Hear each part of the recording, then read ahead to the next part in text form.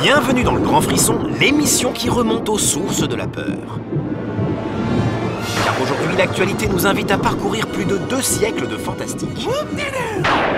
Nous débuterons avec Green Inferno, un hommage au film de cannibale italien des années 70, dont nous parleront le réalisateur Eli Roth et l'actrice Lorenza Izzo. Puis nous remonterons aux années 30 pour évoquer l'indispensable sortie en Blu-ray d'un classique atemporel, King Kong. Guillermo del Toro et les acteurs principaux de Crimson Peak nous vanteront ensuite les vertus du fantastique gothique. Et nous conclurons avec Stung, hommage au film de monstres américains des années 80.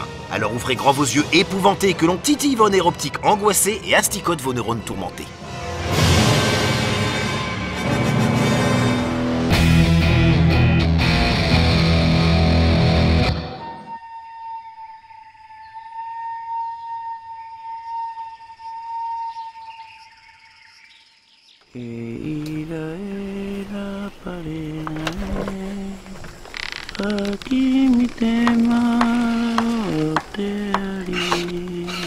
Green Inferno, qui vient de sortir en VOD, est d'abord et avant tout un revival des films de cannibales qui ont ensanglanté les écrans bis des années 70, comme le confirment Eli Roth et l'actrice principale du film, Lorenza Izzo.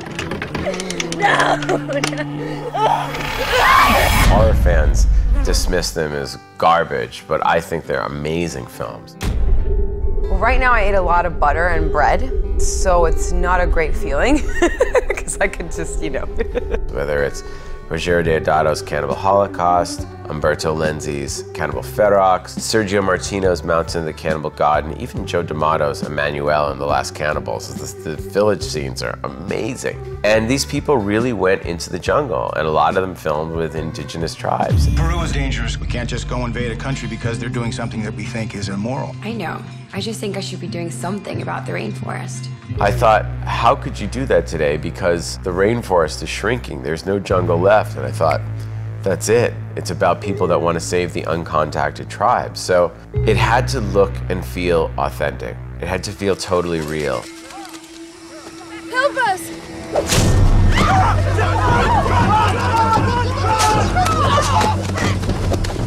Va a estar bien, voy a sacar la flecha para que puedas respirar, ¿ok?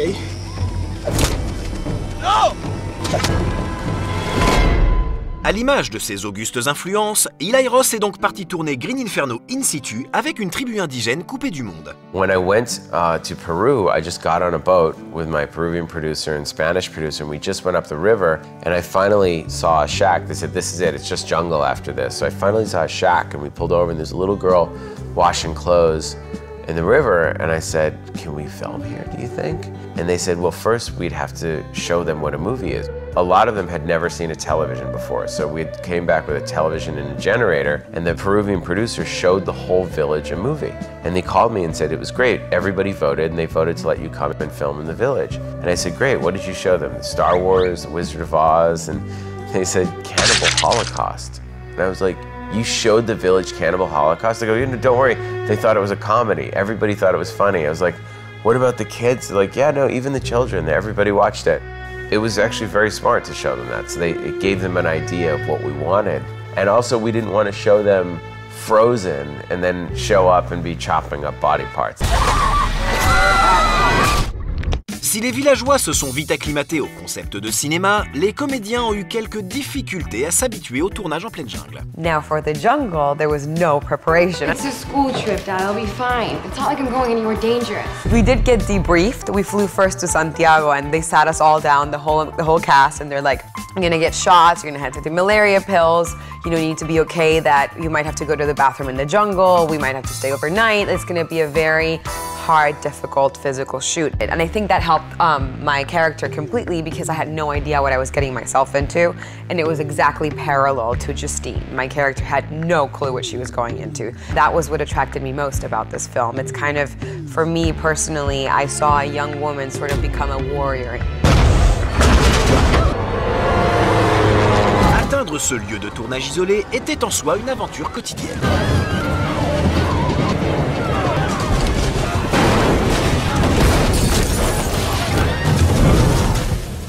So we would wake up at 5 a.m. in the morning, get on a bus, go on a trek for an hour and a half, and then an hour and a half in a boat in the Amazon in the morning. It was like green Avatar. It was like out of a movie. And every day we knew in the boat ride you could almost die. One day there was a flood and the river rose and we were in rapids and the boats almost flipped and it was very scary. In the village, you know, there's snakes and tarantulas and the bugs. It was like Starship Troopers, the myth. Dans ce village, il y avait surtout les membres de la tribu qui ont accepté de jouer les cannibales. They don't look like they do in the movie. They're farmers, you know, they're in shorts and kind of t-shirts. And once you put them in the wigs and the makeup, it's authentic. They look real. They were incredible. They were some of the best actors I ever worked with because the people in the village had never seen cameras before. So they have no awareness of what they look like on camera. They understood the acting and doing it again, but they weren't thinking about what they were going to look like. There was no awareness of that. And even though they had never seen a movie before, everybody tells stories and they understood this was just storytelling. There were certain kids that were like really good actors. All the kids wanted to be actors. They called it movie day. And we were shooting, the kids said to me, you know, the assistant director said, Eli, the kids have an idea. And I turned around and said, what is it? And they're holding a python, a baby python. And they said, do you want to use the baby python in the movie? And I said, well, where? And they said, well, they're thinking when the Americans are in the cage, the kids throw in a snake. I was like, that's a great idea. So we said, all right, just be careful. Don't like, you know, bring it too close to their face. So I yelled action, and of course he's like dropping the python on their face, and they wake up screaming. And if you freeze frame, like the python is like this far, with like about to bite them in the face. We have to get out of here. Plus potache qu'engagé, plus dégueulasse que dérangeant, Green Inferno est un film bis foutraque à peu près aussi bon et rigolo que les illustres ancêtres dont Eli Roth se réclame. Avis aux amateurs donc.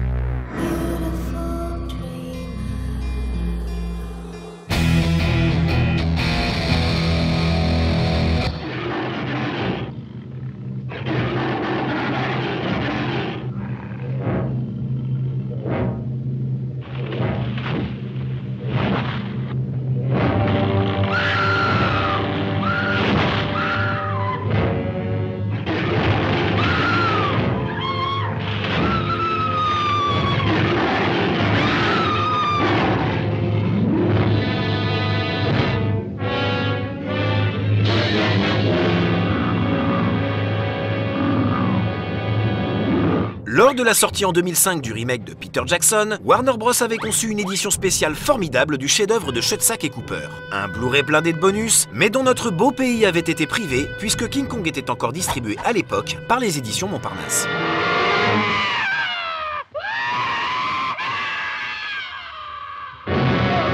Il aura fallu attendre 10 ans pour que les droits reviennent à Warner, qui nous gratifie d'une version française de l'édition américaine, avec VF pour le film, et des suppléments sous-titrés, à l'exception du génial commentaire audio, qui contient des enregistrements rares de Schoedsack et Cooper.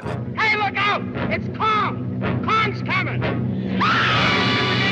Cette sortie, même tardive, reste une excellente nouvelle. Hey!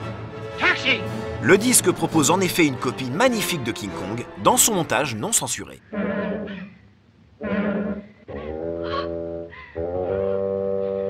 Mais vous y trouverez aussi plus de 5 heures de suppléments, dont certains ont été produits par l'un des plus grands fans du film, Peter Jackson. Le réalisateur du Seigneur des Anneaux nous offre notamment l'occasion de découvrir dans un long documentaire l'histoire rocambolesque de la production du film. When Cooper approached Fay Wray with the news, he wasn't exactly forthcoming about her leading man. He said, "You're going to have the tallest, darkest leading man in Hollywood." En prime, l'équipe des effets spéciaux de Weta a reconstitué spécialement pour ce disque une scène perdue devenue mythique, la chute dans le ravin d'une poignée de marins qui vont servir de pitance à une horde de créatures préhistoriques. Une édition spéciale qui fait donc œuvre de mémoire, d'autant plus qu'elle donne la parole à deux géants du fantastique aujourd'hui disparus, Fay Wray et Ray Harryhausen, que le grand frisson salue bien bas.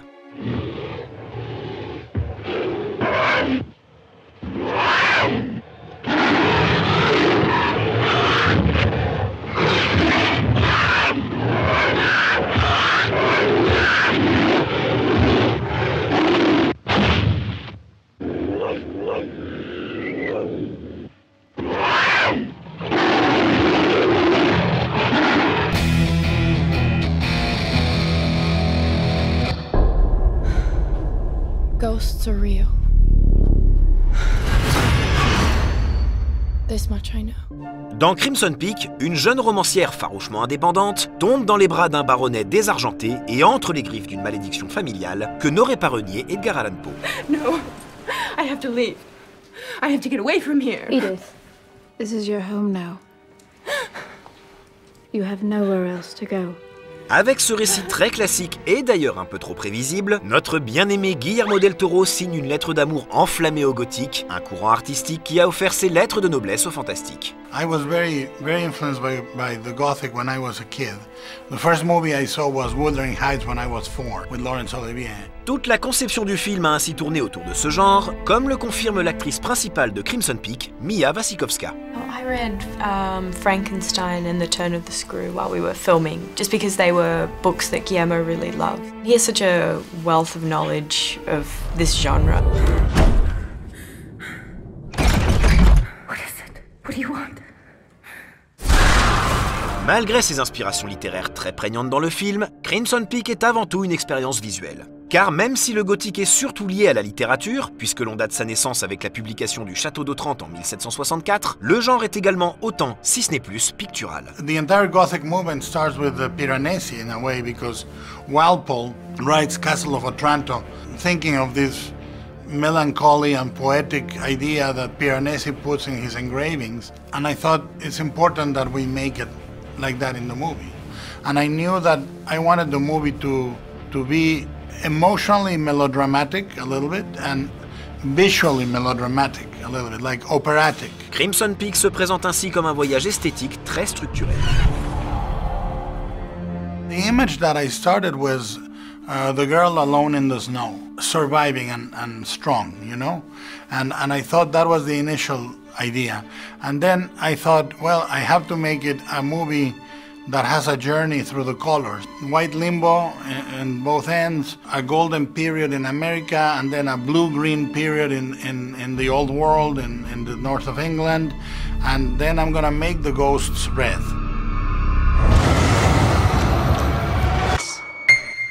And the only person wearing red is gonna be Lucille. Ainsi, plusieurs images de Crimson Peak évoquent la peinture romantique. There are many painters that were very influential for the movie. Thomas Atkinson Grimshaw was very influential in the exteriors. Caspar David Friedrich was very influential.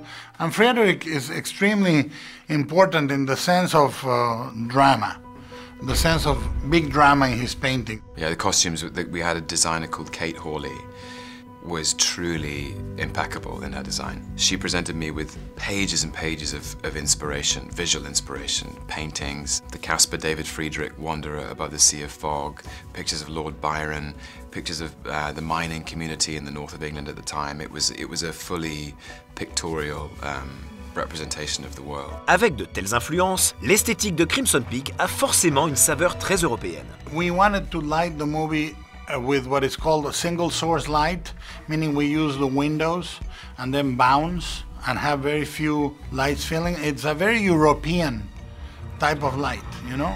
And I wanted that for Crimson. I didn't want to have the same look than American movies. Ce parti pris explique que Guillermo del Toro se soit adjoint les services du directeur de la photographie danois Dan Lausten, avec qui il n'avait plus travaillé depuis Mimic. Mimic was a very tough movie with the studio, but it was a very happy set. And I think the movie is beautiful. Mimic is very gorgeous looking. And I remember it was a very fun association with Dan, so I said, I'm gonna try again.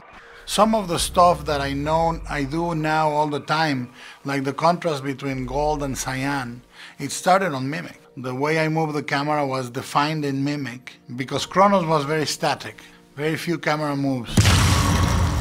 Crimson Peak a également le bon goût de se réclamer du cinéma des origines, en empruntant certains éclairages à l'expressionnisme allemand ou les fermetures à l'iris typiques du cinéma muet. The iris of the silent film, I thought was very important into making the movie feel timeless in a way, and to acknowledge that we belong to a tradition of movies that was like Rebecca, Jane Eyre, Dragonwyck with Vincent Price, a time when Hollywood was doing Gothic romance not as a B movie, but as an A movie. C'est aussi ce qui distingue Crimson Peak des films fantastiques contemporains. Avec un budget d'environ 60 millions de dollars, le film de Guillermo del Toro est un pari d'autant plus audacieux qu'il semble totalement anachronique. Une vraie gageure de producteurs que l'on doit à Thomas Tull de la société Legendary, déjà producteur de Pacific Rim, Hacker ou Inception. Thomas Tull and Legendary, I think, are incredibly unique in the world of cinema.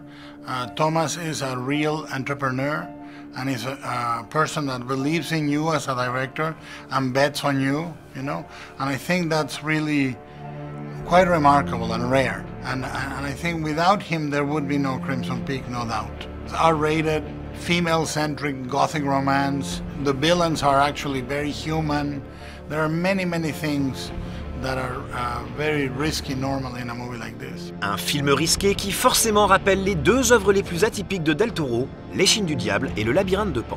Emotionally, my favorite movies I've done are Devil's Backbone, Pan's Labyrinth, and Crimson Peak.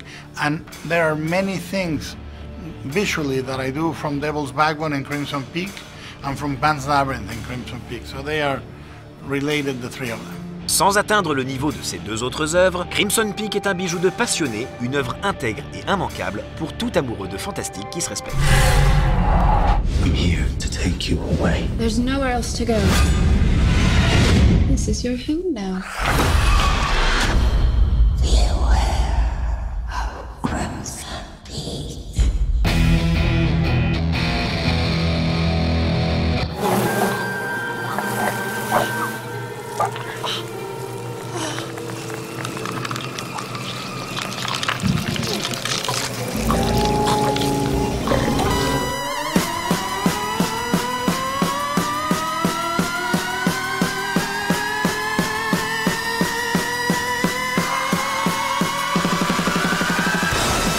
Tourné en anglais mais filmé en Allemagne par un ancien spécialiste des effets spéciaux, Stung est une bête histoire d'invasion d'abeilles tueuses géantes. C'est stupide, plombé par un scénario inepte et des personnages inconsistants, et pourtant Stung n'est pas déplaisant.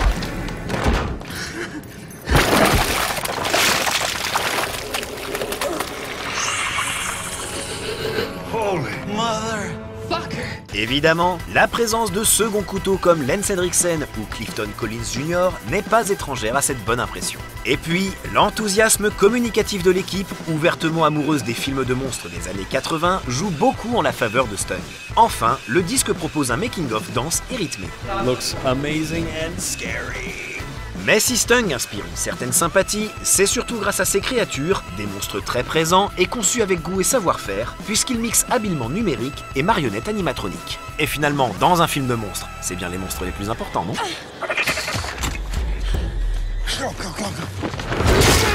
Voilà, le grand frisson, c'est terminé pour aujourd'hui. Pour résumer, œuvre d'esthète aussi investie que passionnée, Crimson Peak nous refait croire en la possibilité d'un fantastique noble et ambitieux. Ruez-vous sur le grand Saint-Jean-Rut de King Kong avec cet indispensable Blu-ray. Et les fanatiques de films de cannibales devraient trouver de quoi se régaler avec Green Inferno, tandis que les fanas de monstres bouderont difficilement le petit plaisir qu'est Stung. La semaine prochaine, le grand frisson mène l'enquête dans les bas-fonds de Los Angeles 2019.